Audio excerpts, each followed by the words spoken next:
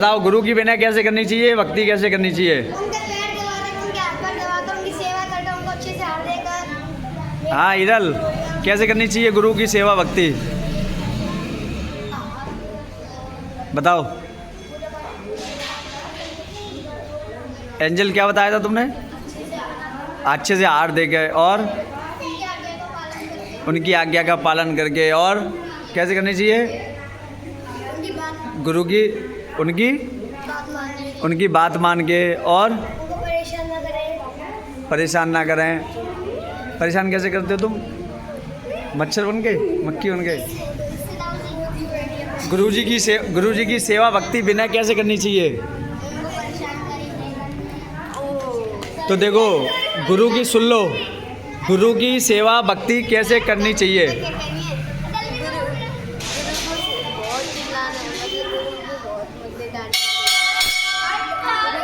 तो सुनो, आप गुरु की सेवा भक्ति विनय कैसे करनी चाहिए। सबसे पहले गुरु के जब आने का समाचार मिले कि आसपास में गुरु हैं, तो सबसे पहले उनके पास जाकर उनसे विनय, प्रार्थना, श्रीफल भेंट करना चाहिए कि गुरुजी हमारे नगर में पधारिए हैं। फिर जब उनके पधारने का टाइम हो जाए, पता लग जाए कि वो आ रहे हैं, तो पूरे नगरवासियों को क्या करना चाहिए?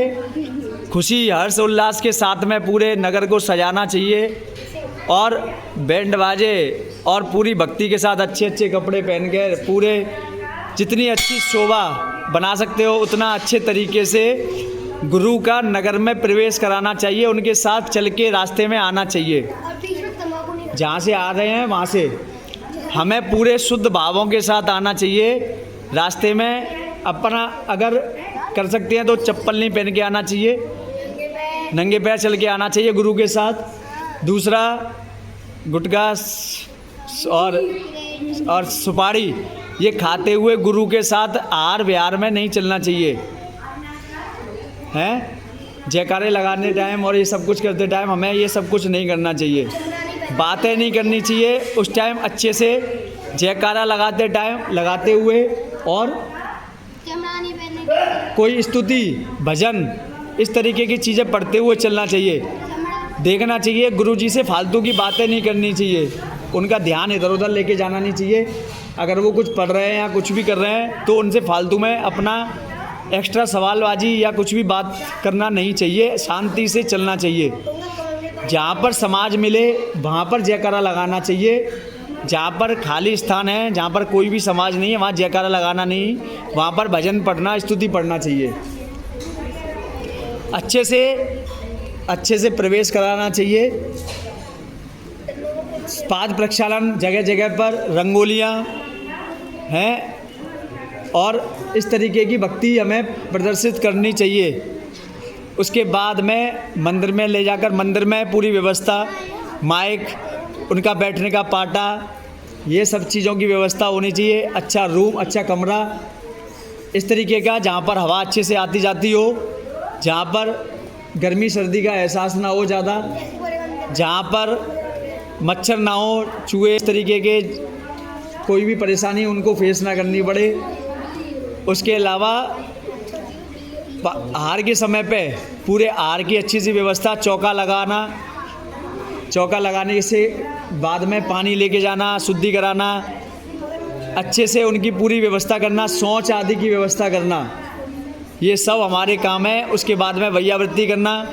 जब प्रवचन चल रहे हैं तो प्रवचन के टाइम पे ज़्यादा से ज़्यादा लोगों का वहाँ पर रहना, प्रवचन के टाइम पर उनको सुनना।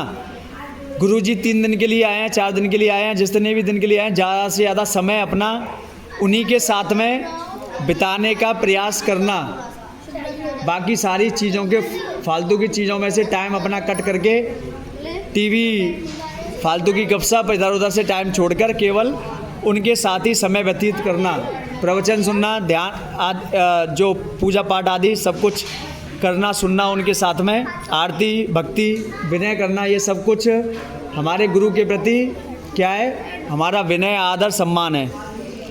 उनके तबीयत अगर ख़राब है, उनकी स्वास्थ्य उनका गड़बड़ है, तो उसका ध्यान रखना, उनके लिए दवाओं का अरेंजमेंट करना, शुद्ध दवा, आयुर्वेदिक ऐसी दवाएं जो जड़ी बूटियों से बनी हुई हैं, उनके बारे में पता करके कहाँ से वो आएंगी, कहाँ से किससे संपर्क करना है, वो सब कुछ, आहार में किस समय उन्हें देना है, आहार में क्या उन्हें खिलाना है, उनकी तबीयत कैसी है, तो वो सब कुछ हमारा ध्यान रखना। ये सब कुछ गुरु के किस में आता है?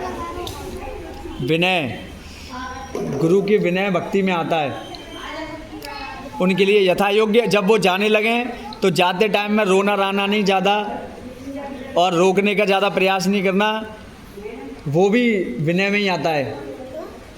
क्योंकि गुरुओं को भी अगर जाने का है तो थोड़ा बहुत कहना, एक आध बार कहना आपका फ़र्ज़ है, लेकिन अगर वो जाने का वो कर चुके हैं और उसके बाद में कभी कभी लोग क्या कहते हैं बहुत ज़्यादा भावुक होकर रोकने का उस तरीके से प्रयास करते हैं, तो वो भी नहीं करना चाहिए। इस तरीके की चीज़ों को, हमें ज़बरदस्ती वाली चीज़ों को नहीं करना चाहिए। रोना राना ज़्यादा नहीं चाहिए, थोड़ा बहुत आंसू निकाल लो एक आध बस, पर रो रो के आँखें लाल नहीं करनी चाहिए, ठीक है? क्योंकि क्यों नहीं करनी चाहिए? क्योंकि गुरु जाएंगे, दूसरी जगह पे जाएंगे तो वहाँ पर लोगों के लिए भी धर्म लाभ देंगे, इसलिए। और भी चीज़ें रह गई होंगी तो वो आप समय याद आएगा तब बता देंगे। हमें गुरुओं की इस तरीके से सेवा भाव हमें रखना चाहिए। समझ में आया?